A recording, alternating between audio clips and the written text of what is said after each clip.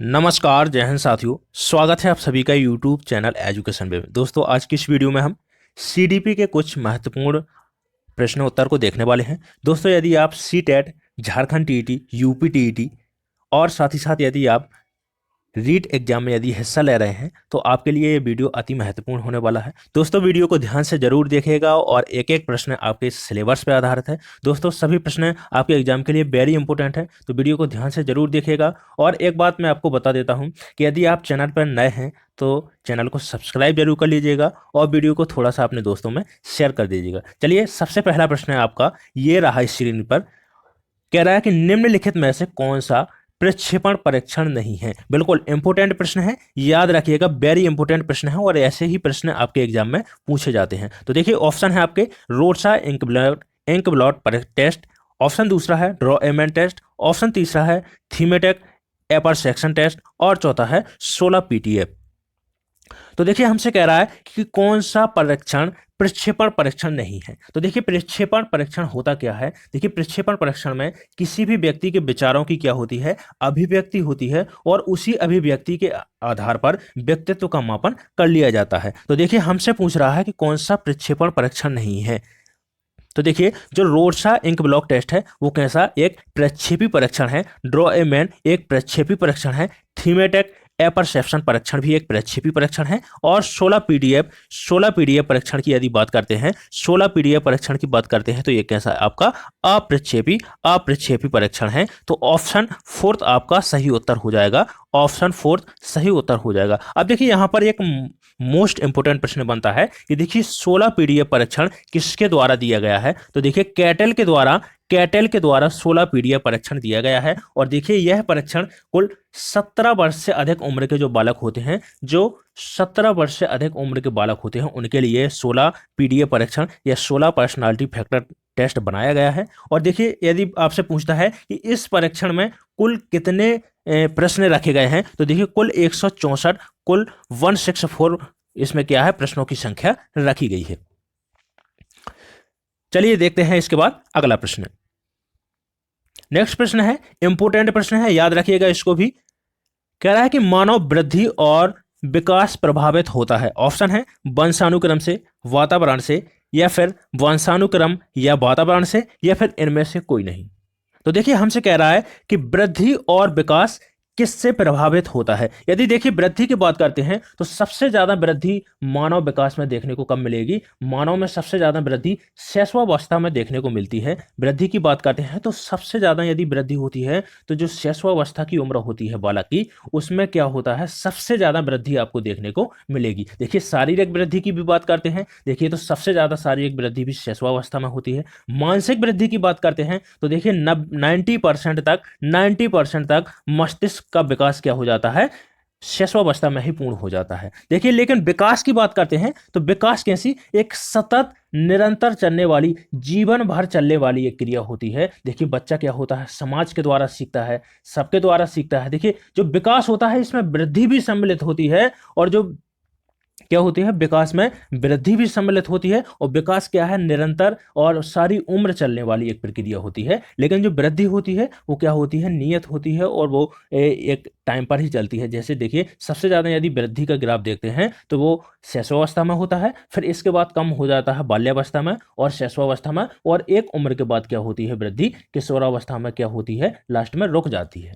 ठीक है, लेकिन जो विकास होता है वो निरंतर चलता रहता है। तो हमसे कह रहा है देखिए कि मानव वृद्धि और विकास को प्रभावित कौन करता है। तो देखिए, वंशानुक्रम तो प्रभावित बिल्कुल करता है। देखिए, वृद्धि और विकास को क्या है, वंशानुक्रम प्रभावित करता है। वातावरण की बात करते हैं तो देखिए, वातावरण से क्या है, बालक अपने वातावरण में खेलता है, सहयोगी जो उसके छात्र होते हैं, जो उसके मित्र होते हैं, उनके साथ में खेलता है, कुछ उनसे सीखता है। देखिए, सबसे ज्यादा यदि विकास होता है तो वो जब खेलता है, इससे क्या होता है, बालक को सीखने का ज्ञान मिलता है और वो सीखता है सबसे ज्यादा। तो देखिए, हमसे कह रहा है कि मानव वृद्धि और विकास किससे प्रभावित होता है। तो देखिए, दोनों से होता है, लेकिन यदि आपके ऑप्शन में होता केवल कि सबसे ज्यादा किससे होता है, तो देखिए सबसे ज्यादा जो मानव वृद्धि और विकास प्रभावित होता है वो किससे होता है, वातावरण से होता है। तो देखिए, हमसे पूछ रहा है वृद्धि और विकास प्रभावित किससे होता है, तो ऑप्शन तीसरा राइट आंसर हो जाएगा। किससे होता है, वंशानुक्रम से होता है और वातावरण से होता है। बिल्कुल आपको समझ में आ गया होगा प्रश्न। चलिए अगला प्रश्न देखते हैं।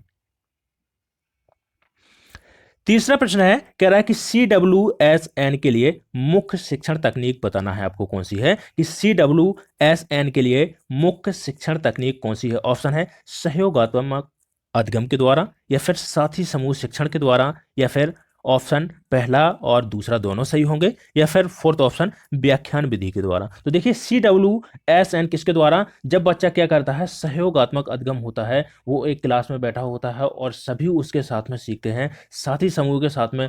जैसे बच्चा खेलने के लिए जाता है तो अपने समूह के साथ में खेलता है, तो वो क्या होता है, सामाजिक तौर पर वो क्या होता है, सबसे ज्यादा सीखता है।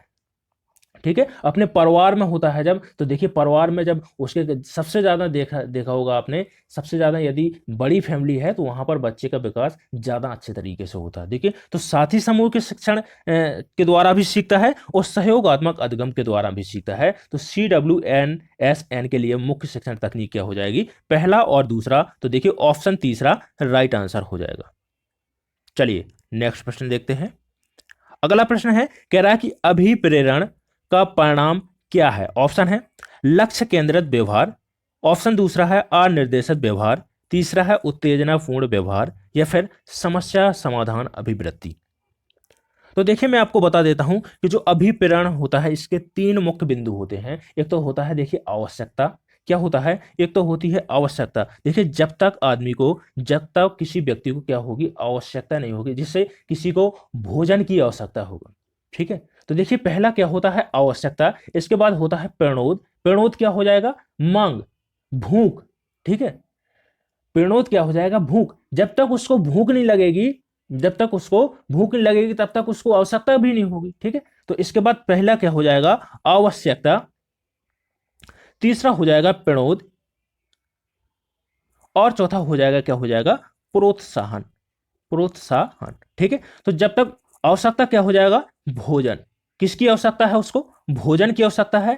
प्रणोद क्या हो जाएगा, भूख हो जाएगा, और जब उसको क्या हो जाएगा, भोजन मिल जाएगा तो उसको क्या हो जाएगा, प्रोत्साहन मिलेगा। क्या हो जाएगा, प्रोत्साहन मिलेगा। इसी प्रकार देखिए क्या हो जाएगा, अभिप्रेरण का परिणाम क्या होता है मैं आपको बता दूं। सबसे पहले क्या हो जाएगा, उसको आवश्यकता, उसको भोजन की क्या हो जाएगी, आवश्यकता हो जाएगी। इसके बाद जैसे ही उसको क्या हो जाएगा, भोजन मिलेगा, तो वो क्या हो जाएगा, प्रेरित हो जाएगा, प्रबल प्रेरणा उसको मिलेगी। इसके बाद क्या हो जाएगा, वो उत्तेजना होगी, और उसका लास्ट में क्या हो जाएगा, लक्ष्य उन्मुखी व्यवहार हो जाएगा। तो देखिए क्या हो जाएगा, पहला ऑप्शन राइट आंसर हो जाएगा। क्या हो जाएगा, लक्ष्य केंद्रित व्यवहार। अभिप्रेरण का परिणाम क्या होता है, लक्ष्य केंद्रित व्यवहार होता है। चलिए अगला प्रश्न देखते हैं। कह रहा है कि समावेशित विद्यालयों में बाल केंद्रित मूल्यांकन प्रणाली होनी चाहिए, किस प्रकार की होनी चाहिए? बिल्कुल लचीली होनी चाहिए, निरंतर, भागीदारीपूर्ण, या फिर ये सभी। देखिए जो समावेशी शिक्षा होती है,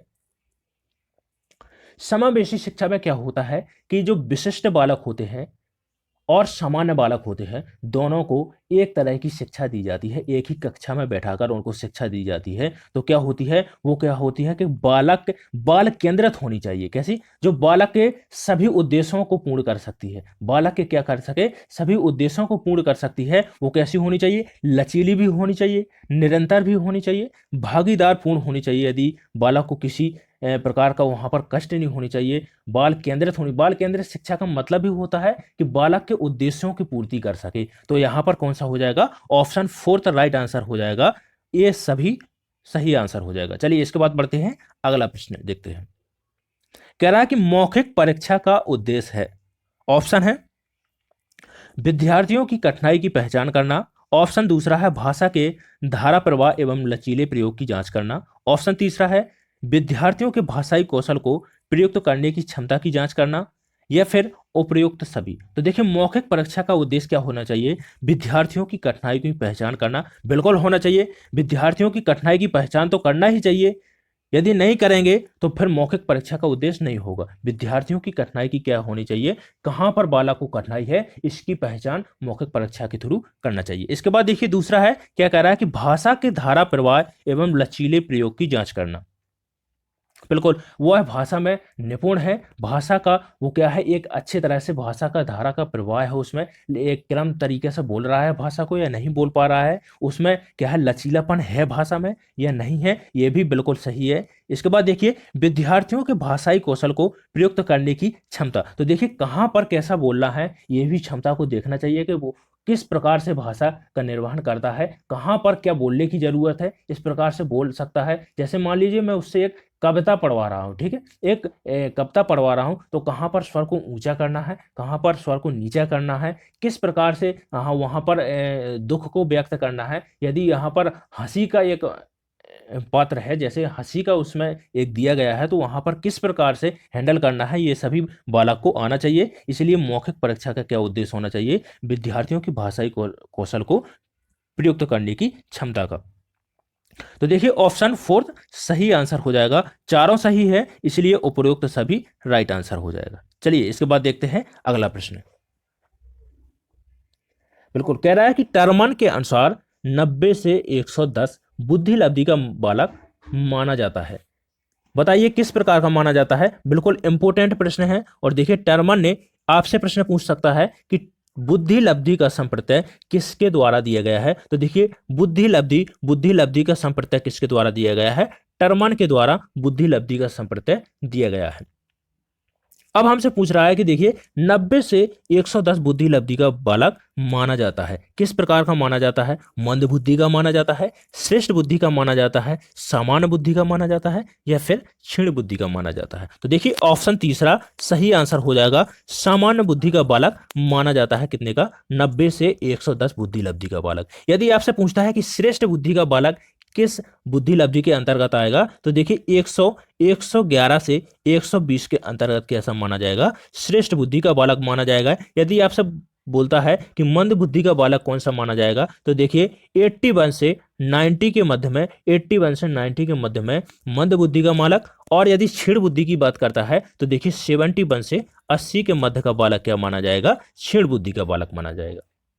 लेकिन यदि आपसे पूछता कि देखिए प्रतिभाशाली बालक, तो देखिए टर्मन की ने क्या बोला है कि 140 से अधिक जिस बालक की बुद्धि लब्धि होगी उसको क्या बोला जाएगा, प्रतिभाशाली बालक के रूप में माना जाएगा। चलिए अब देखते हैं अगला प्रश्न, इंपोर्टेंट प्रश्न है, इसको याद रखिएगा।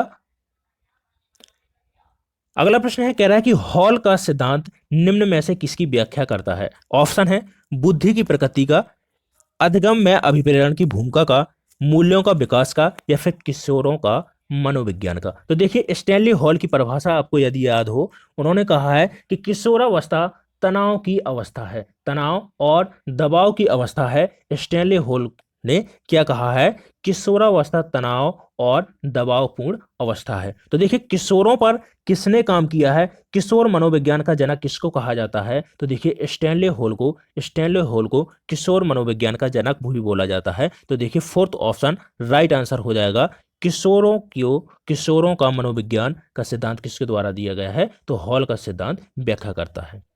चलिए नेक्स्ट प्रश्न, कह रहा है कि मानव व्यक्तित्व के मनोलैंगिक विकास को निम्न में से किसने महत्व दिया था। बिल्कुल कह रहा है कि मानव व्यक्तित्व के मनोलैंगिक विकास को निम्न में किसने महत्व दिया था। ऑप्शन है कमेनियस ने, या फिर हॉल ने, या फिर हॉलिंगवर्थ ने, या फिर फ्राइड के द्वारा। तो देखिए मनोलैंगिक विकास को किसके द्वारा सबसे ज्यादा प्रचलित किया गया, किसने इस पे सबसे ज्यादा काम किया है, तो फ्राइड के द्वारा काम किया गया है, जिन्होंने देखिए 3 अवस्था मन की, कितनी 3 अवस्थाएं बताई हैं, आपको याद रखना है, चेतन मन, अर्धचेतन मन और आपका क्या हो जाएगा, अचेतन मन। 3 प्रकार की मन की अवस्थाएं। और यदि मनोलैंगिक विकास के सिद्धांत की बात करते हैं तो इन्होंने कितने 5 तत्व बताए हैं, उसके कितने 5 तत्व बताए हैं, इसको याद रखिएगा। चलिए बढ़ते हैं अगले प्रश्न की ओर।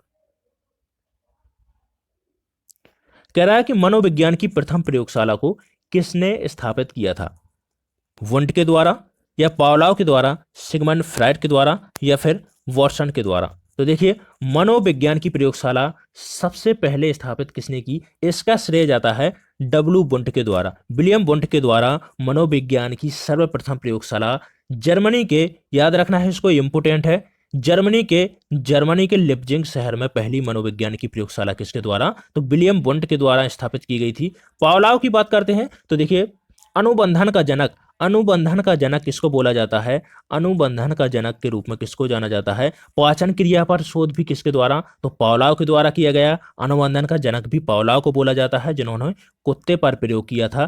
किस पर?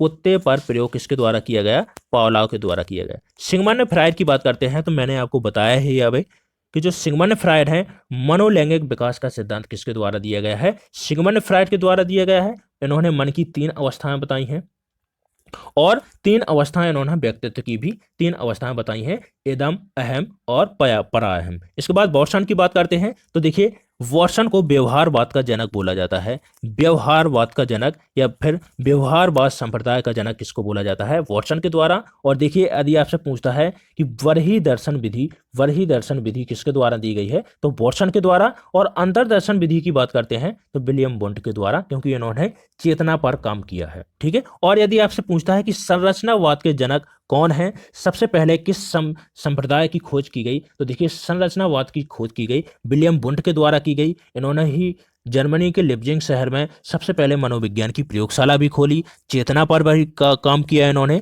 इतने पॉइंट यहां से याद रखिएगा, एक भी पॉइंट मिस मत कीजिएगा, क्योंकि सभी पॉइंट इंपोर्टेंट है।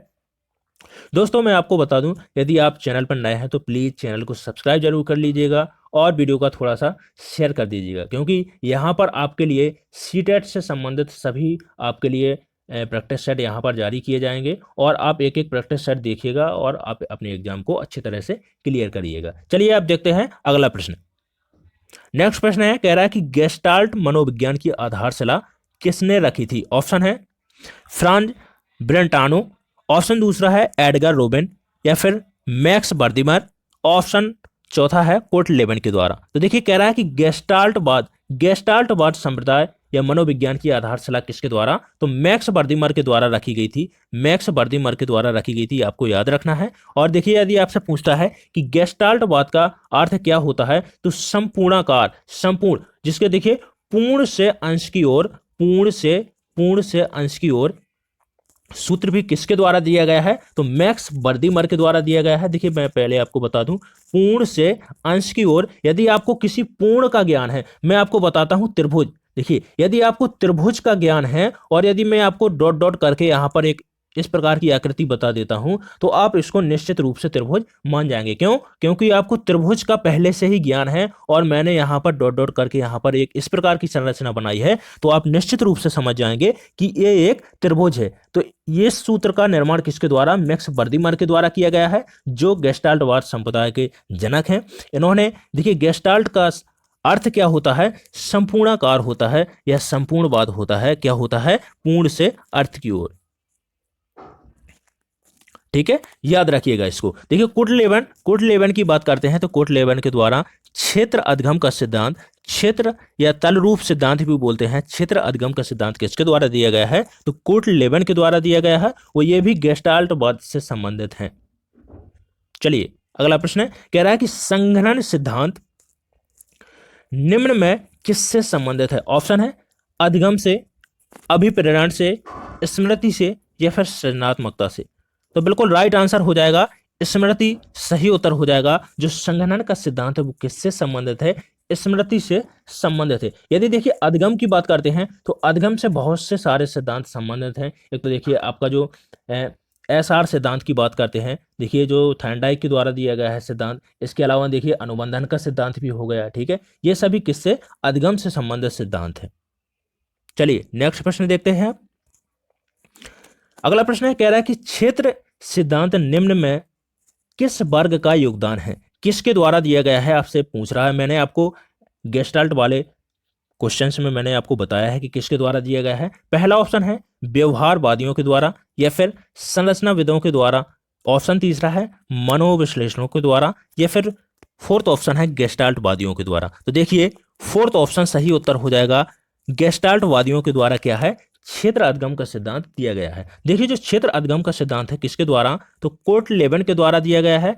कोर्ट लेबन को आपको याद रखना है कि कोर्ट लेबन के द्वारा क्षेत्र अधिगम का सिद्धांत या तल रूप सिद्धांत दिया गया है। अब जो देखिए जो गेस्टाल्टवाद समुदाय है इसकी खोज मैक्स बर्दिमर के द्वारा की गई है। देखिए गेस्टाल्टवाद संप्रदाय में मैक्स बर्दिमर, कोहलर, कोर्ट लेबन और कोर्ट कुफ्फा, ये चार लोग किस संप्रदाय से संबंधित है? तो आपको याद रखना है गेस्टाल्टवाद से संबंधित है। मनोविश्लेषणवाद की बात करते हैं तो इसकी खोज सिगमंड फ्राइड के द्वारा की गई है। और देखिए युंग भी इस संप्रदाय से संबंधित है, युंग और सिगमंड फ्राइड। संरचनावादियों की बात करते हैं तो देखिए संरचनावादियों में संरचनावाद की खोज किसके द्वारा की गई है? आपको याद रखना है।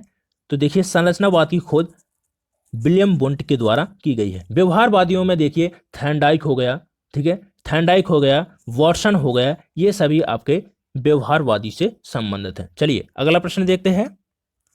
कह रहा है कि भाटिया बैटरी का प्रयोग निम्न में किसके मापन हेतु किया जाता है? ऑप्शन है व्यक्तित्व के मापन हेतु, बुद्धि के, रुचि या फिर अभिक्षमता के। तो देखिए भाटिया बैटरी परीक्षण है वो बुद्धि से संबंधित है, तो ऑप्शन बी, ऑप्शन दूसरा राइट आंसर हो जाएगा। चलिए इसके बाद देखते हैं अगला प्रश्न। नेक्स्ट प्रश्न है, कह रहा है कि अभिक्रमायोजित अधगम का प्रत्यय किसने दिया था? ऑप्शन है हल के द्वारा, स्किनर के द्वारा, थॉर्नडाइक के द्वारा या फिर वाटसन के द्वारा। तो देखिए जो अभिक्रमायोजित अधगम है किसके द्वारा दिया गया था? तो स्किनर को आपको याद रखना है कि स्किनर के द्वारा दिया गया था, तो ऑप्शन दूसरा राइट आंसर हो जाएगा। यदि आपसे पूछता है कि प्रणोद न्यूनता का सिद्धांत, प्रणोद न्यूनता का सिद्धांत किसके द्वारा दिया गया है? तो प्रणोद न्यूनता का सिद्धांत किसके द्वारा? हल के द्वारा दिया गया है। थॉर्नडाइक की बात करते हैं तो एसआर थ्योरी किसके द्वारा दी गई है? तो थॉर्नडाइक के द्वारा दी गई है। व्यवहारवाद का जनक वाटसन को बोला जाता है। व्यवहार इनके द्वारा अंतर्दर्शन बरही दर्शन विधि भी किसके द्वारा? तो वाटसन के द्वारा दी गई है। चलिए अगला प्रश्न देखते हैं। कह रहा है कि व्यवहारिक क्षमताओं में वह सापेक्ष स्थायी परिवर्तन जो कि प्रबलित अभ्यास का परिणाम होता है उसे क्या कहते हैं? ऑप्शन है अधगम कहते हैं, अभिवृत्ति कहते हैं, अभिप्रेरणा या फिर देखिए अभिक्षमता कहते हैं। बिल्कुल इंपॉर्टेंट प्रश्न है, याद रखिएगा। देखिए व्यवहारिक क्षमताओं में जब स्थायी परिवर्तन आ जाता है वो चाहे अभ्यास के द्वारा होता है, ठीक है, या फिर प्रेरणा के द्वारा, तो क्या कहलाता है? अधगम कहलाता है। देखिए स्थायी परिवर्तन क्या कहलाता है? अधगम कहलाता है। तो पहला ऑप्शन सही उत्तर हो जाएगा। चलिए इसके बाद देखते हैं अगला प्रश्न। कह रहा है कि संज्ञान किस बुद्धि के सिद्धांत का हिस्सा है? ऑप्शन है प्रतिदर्श सिद्धांत, ऑप्शन दूसरा है समूह कारक सिद्धांत, ऑप्शन तीसरा है गिलफोर्ड का सिद्धांत, ऑप्शन चौथा है फ्लूइड या क्रिस्टलाइट सिद्धांत। तो देखिए संज्ञान का सिद्धांत बुद्धि के किस सिद्धांत का हिस्सा है? ऑप्शन फोर्थ राइट आंसर हो जाएगा, फ्लूइड एवं क्रिस्टलाइट सिद्धांत से संबंधित है। अब देखिए जो प्रतिदर्श का है तो किसके द्वारा दिया गया है? एक बुद्धि से संबंधित सिद्धांत है और थॉमसन के द्वारा दिया गया है। किसके द्वारा? थॉमसन के द्वारा बुद्धि का प्रतिदर्श का सिद्धांत दिया गया है। समूह कारक सिद्धांत की बात करते हैं तो देखिए कैली के थर्स्टन और कैली के द्वारा, किसके द्वारा? थर्स्टन और कैली के द्वारा समूह कारक सिद्धांत दिया गया है। गिलफोर्ड की बात करते हैं तो देखिए गिलफोर्ड का सिद्धांत, गिलफोर्ड के द्वारा बुद्धि का त्रिकोणीय सिद्धांत या फिर जिसको क्या बोलते हैं धनात्मक सिद्धांत भी बोलते हैं, किसके द्वारा दिया गया है? गिलफोर्ड के द्वारा दिया गया है। चलिए इसके बाद देखते हैं अगला प्रश्न। चलिए इसके बाद देखते हैं अगला प्रश्न। कह रहा है कि 8 वर्ष के सुधीर की मानसिक आयु 10 वर्ष है, उसकी बुद्धि लब्धि कितनी होगी? तो बिल्कुल देखिए बुद्धि लब्धि की बात कर रहा है तो देखिए बुद्धि लब्धि क्या होती है? बुद्धि लब्धि क्या होती है कि मानसिक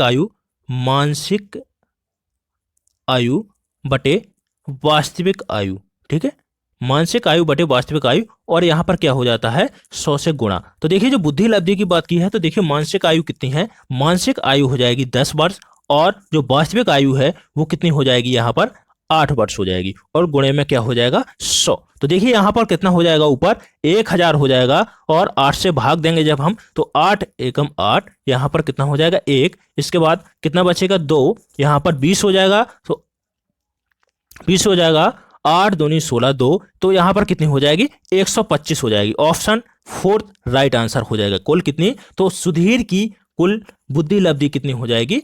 125 हो जाएगी। चलिए इसके बाद देखते हैं अगला प्रश्न।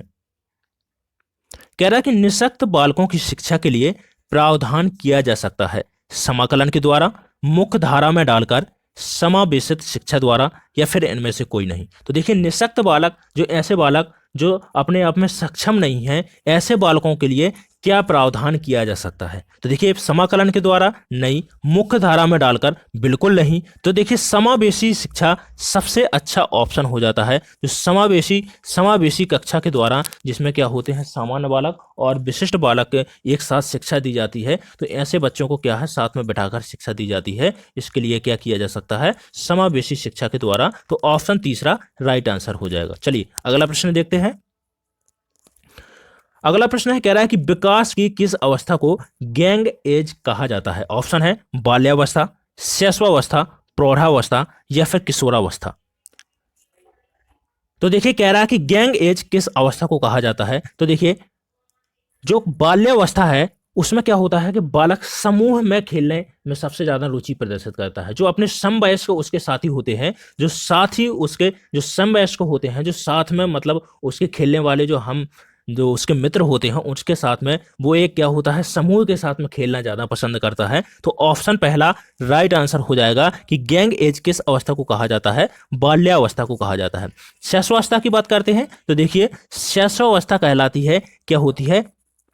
सीखने की उम्र होती है। क्या होती है? सीखने की उम्र किस अवस्था को कहा जाता है? तो शैशवा अवस्था को कहा जाता है। किशोरावस्था की बात करते हैं तो तनाव, दबाव और क्या होती है? तूफान की अवस्था होती है। या क्रोध की अवस्था कौन सी अवस्था कहलाती है? तो किशोरावस्था भी कहलाती है।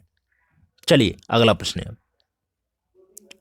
दोस्तों सभी प्रश्न देखिए, हमने सभी प्रश्न कंप्लीट कर लिए हैं और एक एक प्रश्न आपके एग्जाम के लिए अति महत्वपूर्ण प्रश्न थे। दोस्तों वीडियो अच्छा लगा हो तो प्लीज़ वीडियो को अपने दोस्तों में शेयर जरूर कर दीजिएगा। मेरी तरफ से आपके लिए हार्दिक बधाई होगी यदि आप इतना अच्छा काम करेंगे मेरे लिए। थोड़ा सा आप वीडियो को अपने दोस्तों में शेयर कर दीजिएगा यदि वीडियो आपको अच्छा लगा हो, और एक लाइक जरूर कर दीजिएगा। और यदि आप चैनल पर नए हों तो आप चैनल को सब्सक्राइब जरूर कर लीजिएगा। और ऐसे ही वीडियो आपको लगातार मिलते रहेंगे। मेरी कोशिश यही रहेगी आपको ज़्यादा से ज़्यादा कंटेंट मैं उपलब्ध करवाऊँ।